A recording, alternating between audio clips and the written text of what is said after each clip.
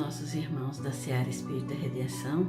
É uma alegria muito grande estarmos aqui, aceitando este convite que nos foi feito pelos amigos aqui da direção da casa e que nos pediram que nós fizéssemos alguma reflexão sobre o Evangelho para a nossa noite de hoje.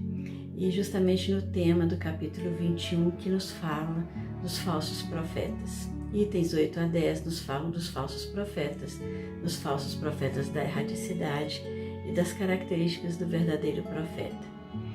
Mas o tema está sob o título, o Evangelho, o tema abordado é deste capítulo do Evangelho, mas ele nos veio com um título de aparências.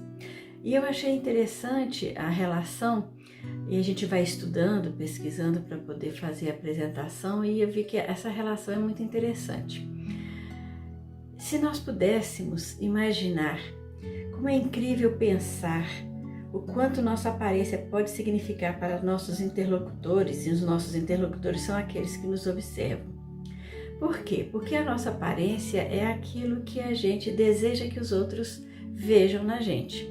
Isso vai depender muito do que os outros esperam que nós sejamos para eles e também daquilo que nós desejamos da nossa relação com as outras pessoas. Então existe aí um conjunto de 3 fatores: o que nós desejamos, o que o outro deseja e a circunstância, aquilo que se deseja alcançar. E essa aparência ela pode variar de acordo exatamente com a circunstância que nós estamos vivendo. Nós queremos fazer uma entrevista de emprego, o que vai acontecer? Nós vamos nos vestir bem, nós vamos treinar muito, conhecer aquela empresa e vamos chegar lá na entrevista e vamos procurar nos portar de acordo com aquilo que o entrevistador espera que nós sejamos para que nós possamos alcançar a vaga, né? Nós vamos participar de uma banca, defender uma tese, né, de um trabalho, de monografia qualquer.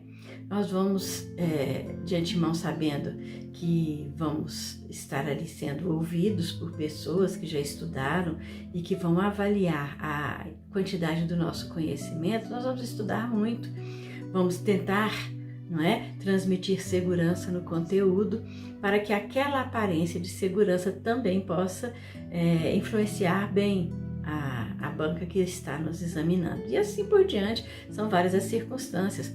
Num relacionamento, a aparência que nós vamos levar para as pessoas é para tentar seduzir aquelas pessoas para os nossos sentimentos. Num namoro, num noivado, num casamento, é isso que acontece. Um vendedor, ele vive de aparências, ele precisa transmitir nas suas palavras a confiança naquele produto que ele está vivendo. Então é mais uma aparência que ele vai vestir ali para alcançar o seu objetivo, e para quem está olhando para ele, para quem está escutando, acredite no que ele está falando. Porque se a gente fala sobre alguma coisa, sobre algum assunto, sem acreditar naquilo que a gente está falando, a gente não vai atingir as pessoas. E esse acreditar, muitas vezes a gente vai colocando dentro do nosso coração de uma forma tão intensa que pode nem ser exatamente o alvo das nossas convicções. Mas se é através daquilo que a gente vai alcançar o que a gente precisa, então a gente passa às vezes até a acreditar naquilo que a gente está falando. É interessante a gente observar sobre esse aspecto, né? Por isso nós colocamos aqui nessa imagem máscaras, que são as máscaras que nós usamos em todos os nossos dias. Se nós nos levantamos muito tristes e vamos para o nosso trabalho, para não influenciar ninguém ou não preocupar ninguém, nós vestimos a máscara da tranquilidade, da serenidade, mas só Deus sabe o que vai lá dentro do nosso coração. E em tudo, a gente está sempre usando naquela aparência exterior, naquela forma muitas vezes simulada de nos mostrarmos às outras pessoas aquilo que nós gostaríamos que as pessoas enxergassem na gente. Existe até um ditado que diz que a primeira impressão é a que fica. Então, se a primeira impressão não é uma boa impressão, as pessoas nem sempre vão permanecer ao nosso lado ou acreditar naquilo que nós estamos dizendo. Então nós precisamos às vezes ser muito eloquentes em tudo que nós fazemos, e aí nós lembramos dos líderes que a história já nos mostrou, já nos exemplificou, já contou a sua vida para nós, não é? E foram muitos líderes que já passaram pelas vidas de todos nós aqui, desde as eras mais remotas. Talvez eras muitas vezes que nós presenciamos, e em todos os momentos da humanidade houve líderes.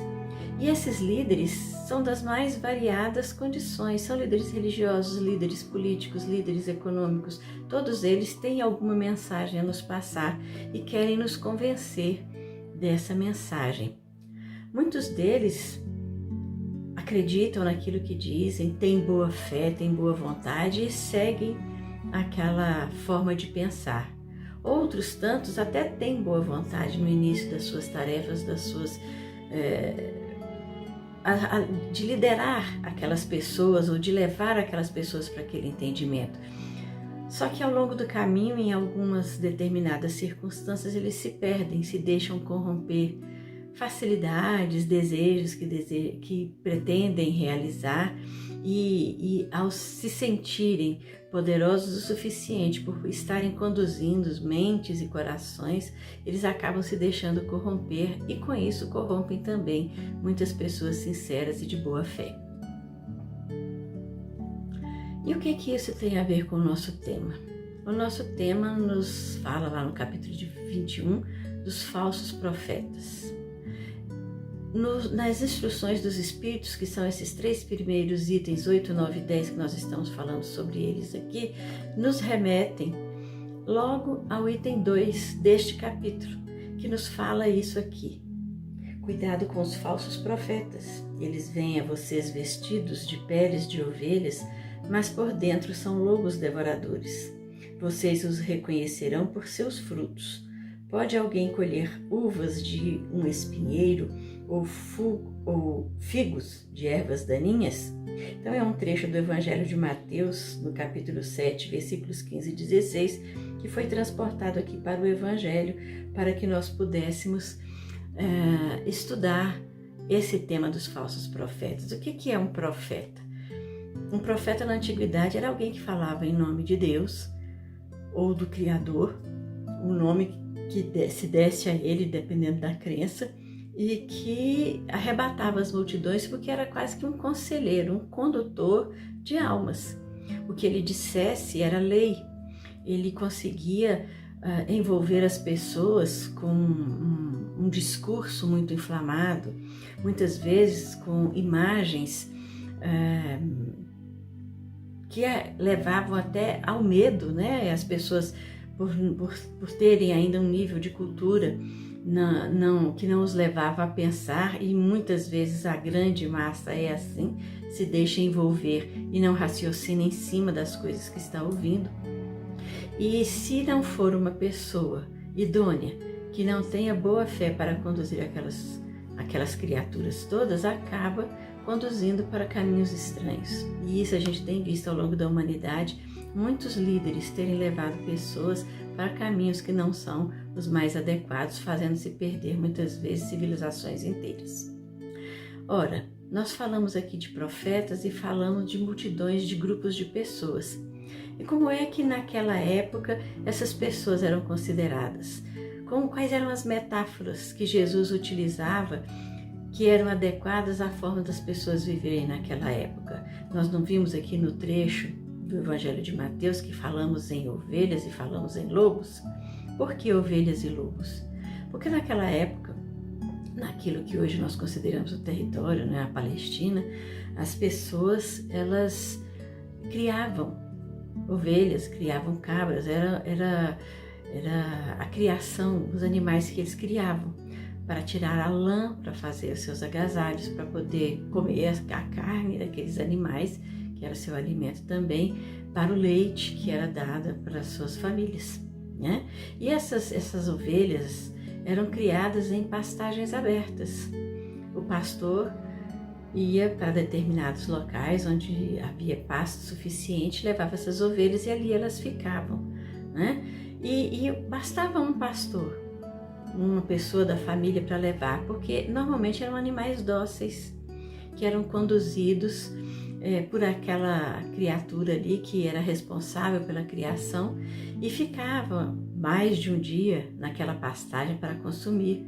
Depois de uma semana e meia, voltava para a propriedade, para o redil, para tirar o leite. Alguns animais que podiam ser sacrificados, eles tinham rituais para fazer isso. E em meio a esses dias de acampamento a céu aberto, né, que os animais ficavam pastando ali, o pastor dormia, se alimentava, e o que mais apavorava as pessoas naquela época eram os lobos, porque era o predador natural, o animal que poderia dizimar um rebanho inteiro, principalmente porque anda em bandos. E como todo caçador, um animal caçador, predador, ele sempre se aproximava silenciosamente, se envolvia no meio daquele rebanho, até que quando ele dava o bote, né, que os animais corriam de um lado para o outro, sempre eles conseguiam abater um ou dois daqueles animais que era a seu alimento naquele momento. Mas o que ele quer fazer o paralelo aqui? É que um rebanho muito grande, dócil, pode ser, de repente, envolvido por lobos ferozes, como nos disse Jesus, que são animais predadores que entram naquela comunidade justamente para alcançar algum objetivo, levando perigo para aquela comunidade dócil que estava ali. Uma comunidade que poderia ser manipulada no seu pensamento, no seu sentimento, de acordo com a sua necessidade. E assim, fazendo esse paralelo, Jesus, usando os termos da época, nos disse então que nós tivéssemos cuidado com esses lobos devoradores, né, que poderiam dizimar o rebanho inteiro. Aqui no texto que nós estamos estudando do Evangelho, lá no item 8, o que é que nos diz esse Luís, o Espírito que nos manda essa mensagem? Nos diz lá no trecho que desconfiai, porém, das palavras melífluas, desconfiai dos escribas e dos fariseus que oram nas praças públicas vestidos de longas túnicas. Desconfiai dos que pretendem ter o monopólio da verdade.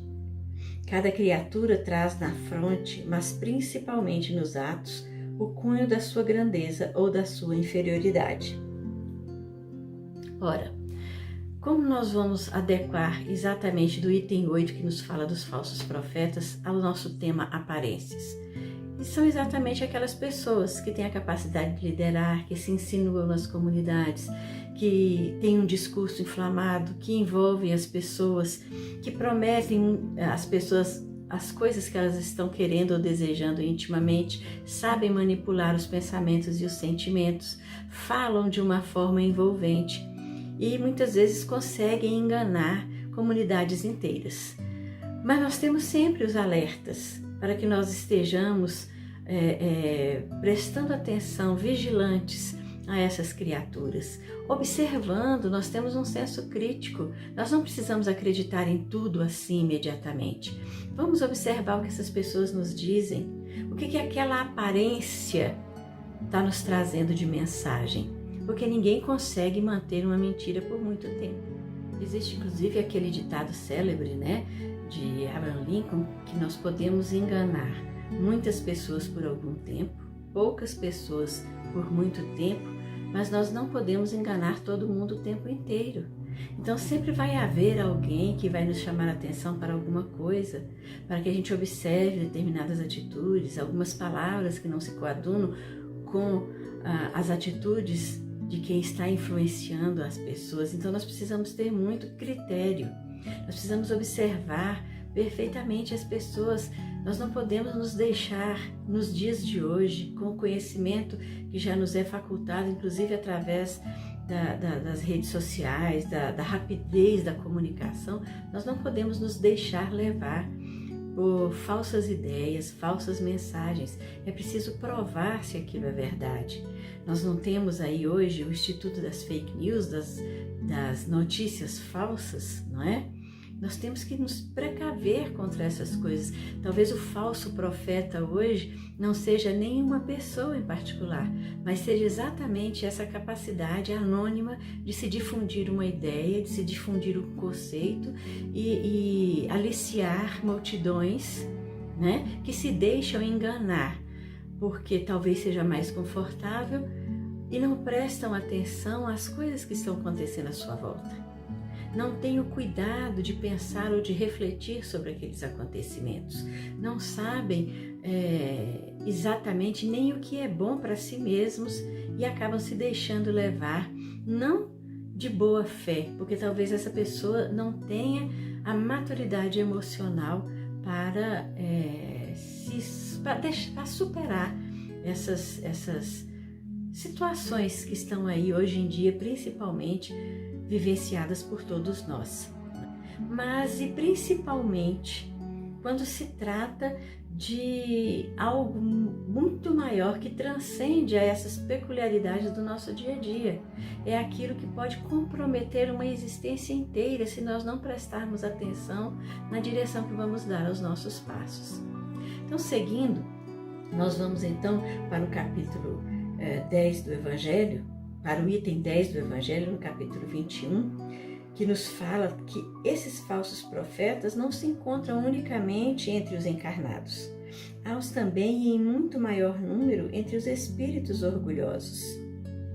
E ele continua dizendo que esses espíritos são aqueles que espalham o fermento dos antagonismos entre os grupos, que os impelem a isolarem-se uns dos outros e a olharem-se com prevenção. Olha que interessante o que Erasto nos aconselha nesse item 10, não é? E são situações sutis, porque vêm de espíritos com os quais nós não vemos, mas que estão vivendo entre nós o tempo inteiro. Paulo já nos disse que nós vivemos cercados de uma multidão, de uma nuvem imensa de espíritos.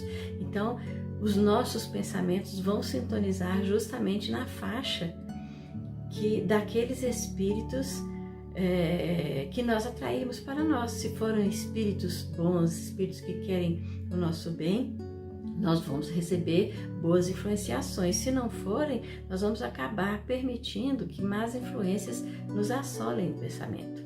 Então vejamos, esses espíritos, eles espalham através dos sentimentos, através dos processos obsessivos, até de obsessões simples, né? Influenciando as pessoas para se dividirem nos núcleos religiosos, nas casas espíritas ou casas de qualquer denominação. Quando as pessoas começam a dar ouvidos a mexericos, a disse-me-disse, a notícias que não são as mais reais, olha, você está vendo fulano, está fazendo isso ou está fazendo aquilo, em vez da gente procurar esclarecer, a gente fica dando asas à imaginação. E aí abrindo mais campo e alimentando esse processo todo que pode nos prejudicar imensamente. Então nós precisamos estar atentos a essas coisas, porque mais do que nunca hoje em dia nós precisamos nos unir para vencer as dificuldades e as lutas que estão aí para todos nós e que não são fáceis. São processos difíceis dos quais nós precisamos estar realmente prevenidos para não cairmos em ciladas que a nossa mente e o nosso sentimento invigilante podem nos colocar.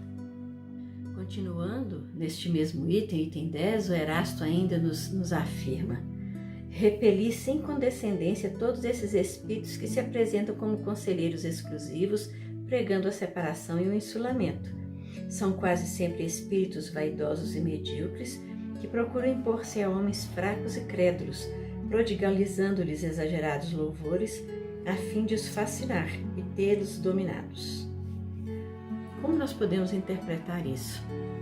Quantas mensagens no início dessa pandemia, do isolamento, nós vimos chegar através das redes sociais? Quantas vezes nós ouvimos essas mensagens e antes de refletir sobre elas, nós saímos por aí distribuindo essas mensagens muitas vezes atribuídas a espíritos nobres que nós conhecemos, mas que cairiam no descrédito se nós tivéssemos a vigilância ou nós tivéssemos a responsabilidade de parar um minuto para avaliar e analisar essas mensagens. Como nós podemos permitir, com o conhecimento que nós já temos, que estas mensagens se insinuem entre nós? Ou notícias sobre o próprio processo da doença, muitas vezes gravadas por pessoas que nem médicos são, e a gente vai só distribuindo e mandando afora.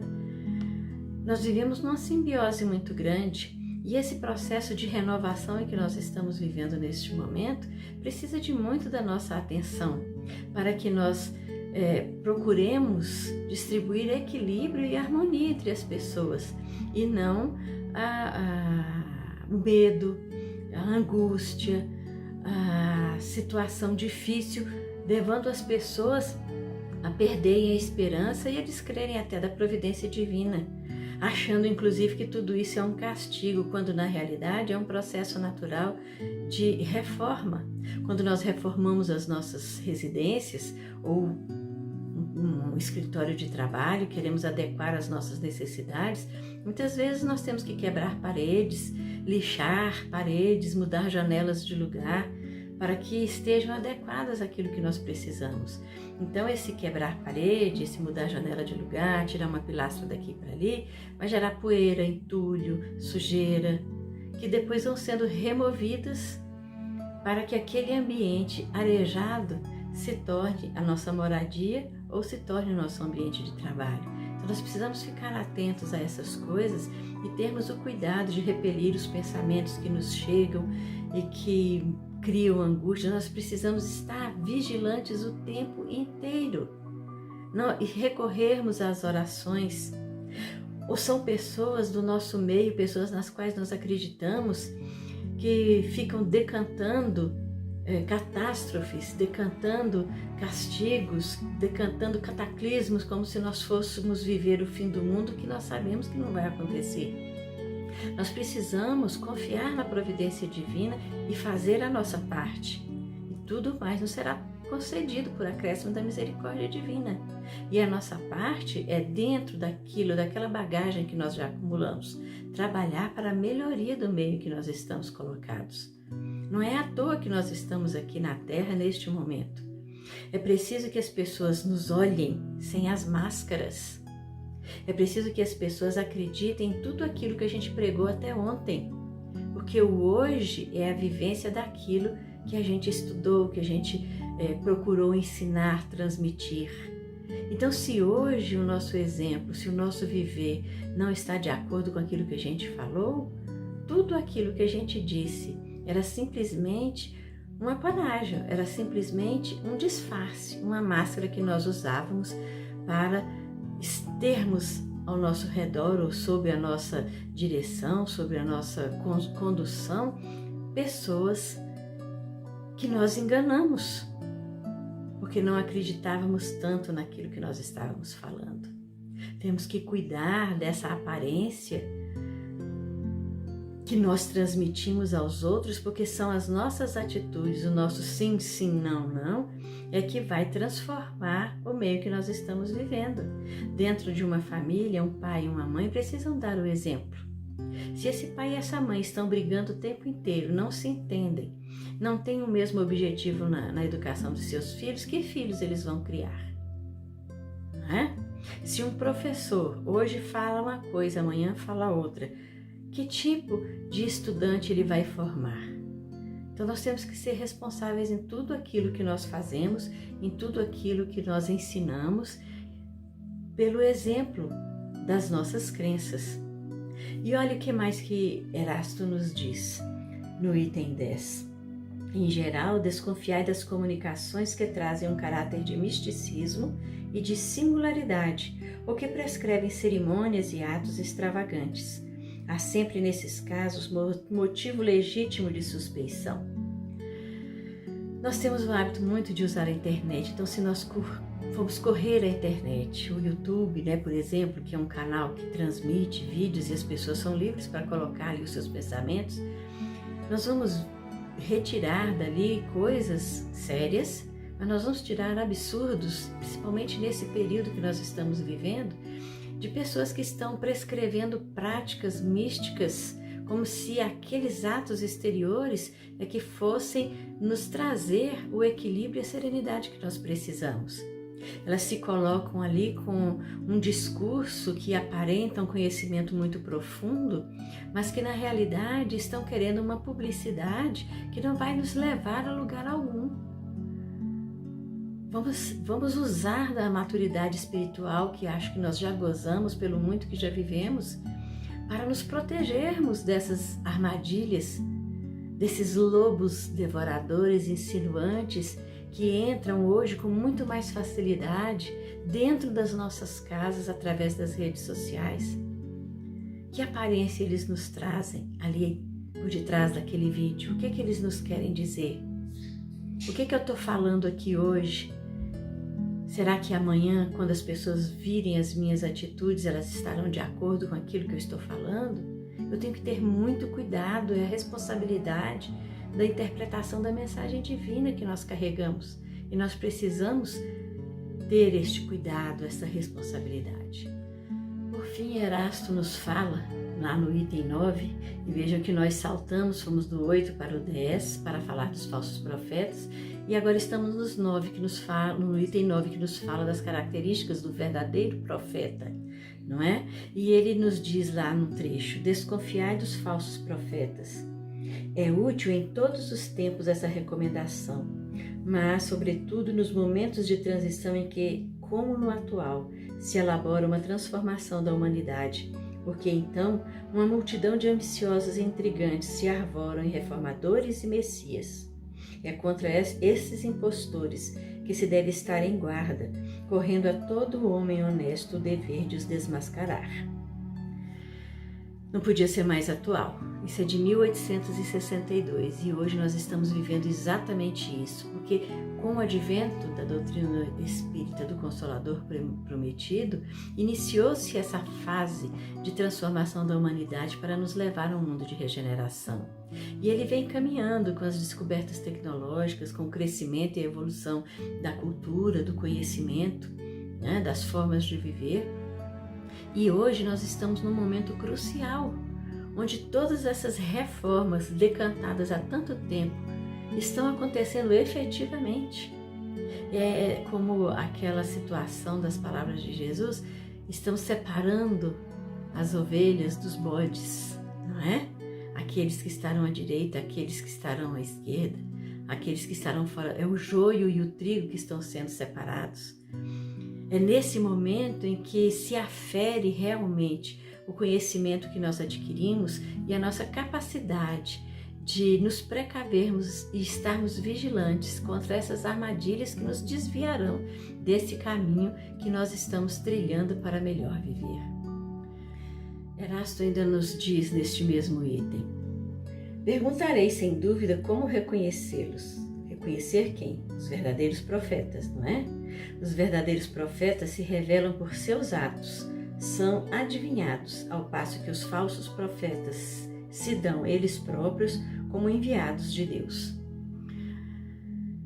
Eu coloquei aqui nessa imagem 3 símbolos contemporâneos da nossa época. Poderíamos encher essa tela de exemplos, né? Porque foram muitos os verdadeiros profetas que vieram entre nós. Nós colocamos esses 3 porque são bem contemporâneos. Será que os frutos que eles deixaram nos nossos caminhos têm dentre eles algum que não seja muito bom? Será que em algum momento, na sua liderança silenciosa, humilde, trabalhadora, eles nos deixaram sem esperança? Ou nas suas palavras carregadas de exemplos maravilhosos, eles não nos levaram sempre para adiante acreditando que o mundo pode ser melhor? Eles não viveram exatamente a mensagem divina? É para que a gente pense realmente naquilo que a gente está vivendo. E aí a gente volta lá no item 2 do Evangelho, do qual nós começamos falando, destacando este trecho. Uma árvore boa não pode produzir frutos maus, e uma árvore má não pode produzir bons frutos. Conhecê-las eis, pois, pelos seus frutos. é um trecho de Mateus, capítulo 7, versículos 18 e 20. Uma árvore carregada de seiva cristalina, que não leva parasitas de suas raízes para os seus veios, né, onde transfere a seiva que alimenta aquela árvore, não vai produzir frutos ruins. Não vai produzir poucos frutos, vai produzir muitos frutos, vai alimentar, vai ter sombra vigorosa para todos. São esses frutos, são essas aparências que não são coisas só de disfarce, são verdadeiros. Então aquilo é uma aparência dentro da realidade, é que precisam tocar os nossos corações. É aquilo que nós precisamos observar nas situações que nos chegam e fazer a comparação. Eu conheço um verdadeiro profeta. Será que esse que se apresenta mostra a mesma qualidade daquele que é o verdadeiro profeta?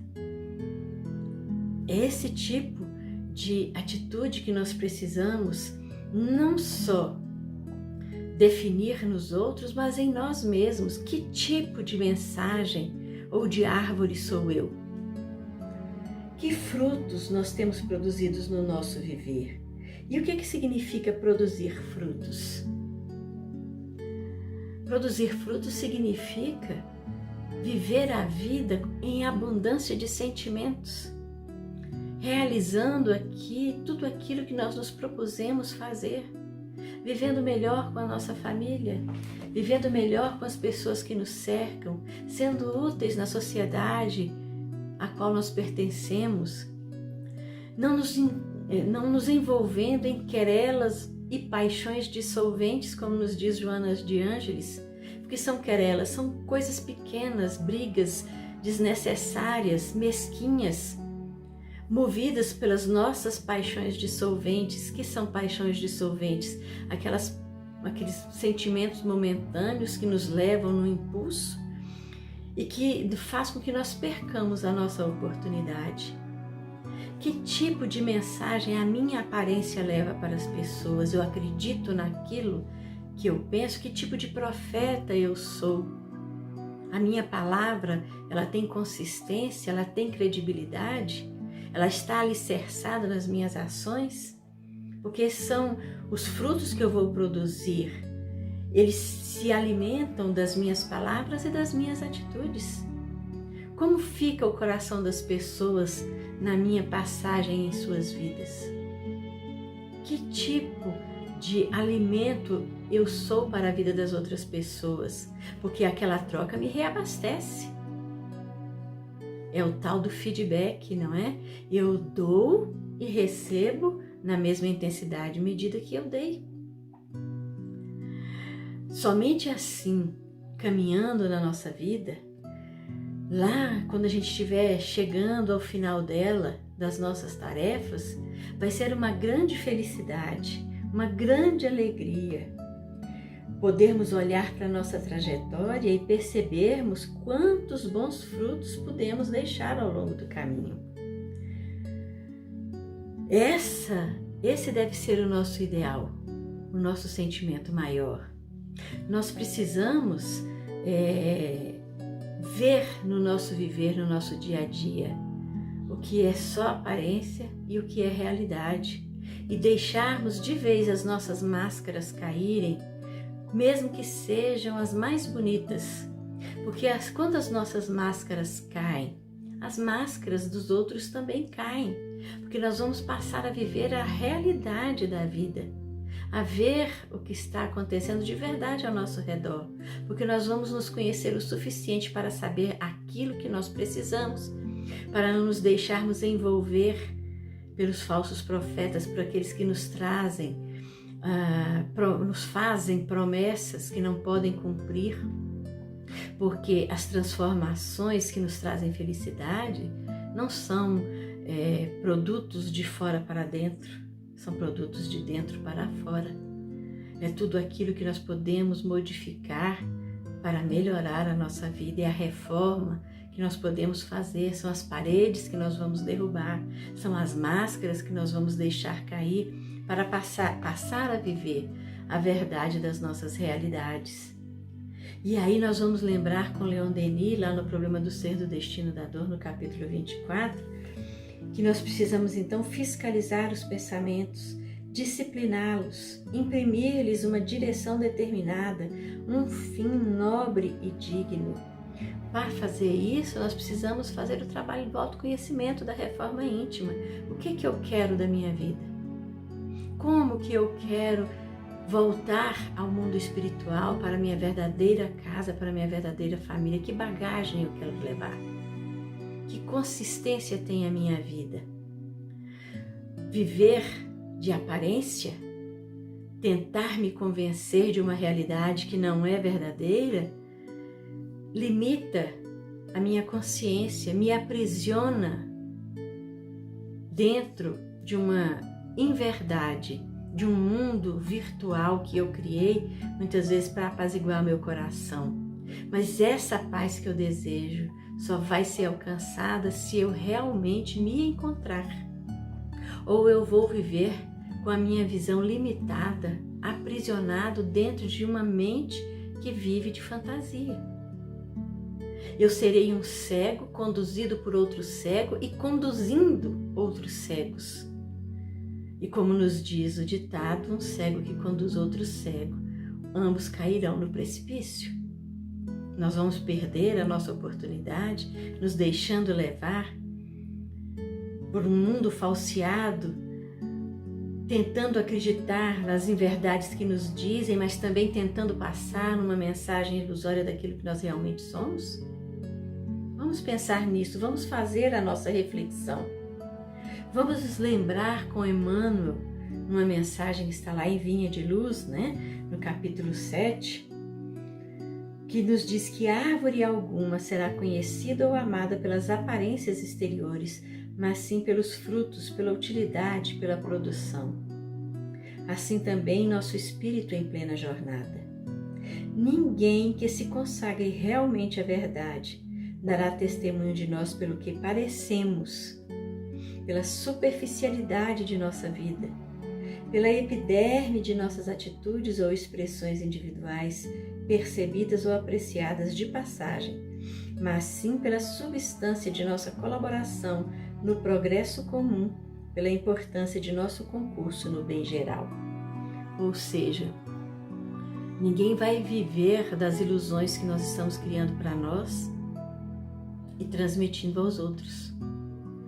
Ninguém vai se alimentar de um fruto que por fora está bonito, mas ao ser partido tem bicho dentro. Nós podemos aparentar uma beleza, um discurso maravilhoso, mas não viver a realidade que nós pregamos. Então tenhamos cuidado com o nosso viver. Acreditemos e procuremos entender as verdades em que nós queremos acreditar e vejamos se elas nos fazem bem, se vão nos levar a um objetivo. Vamos fazer aquilo que Leon Denis nos pediu, naquela frase curta. Vamos ter vigilância sobre os nossos pensamentos, disciplinar as nossas escolhas. Vamos procurar um objetivo determinado e seguir perseverante naquele caminhar. E assim nós seremos felizes. E nada, nenhum lobo devorador vai se imiscuir no nosso meio, vai nos fazer perder a oportunidade de crescer. Que Deus nos abençoe, meus irmãos, e que sejamos fortes nesse momento em que estamos vivendo, transmitindo as mensagens, os aprendizados já consolidados dentro de nossos corações. Que Deus nos abençoe hoje e sempre.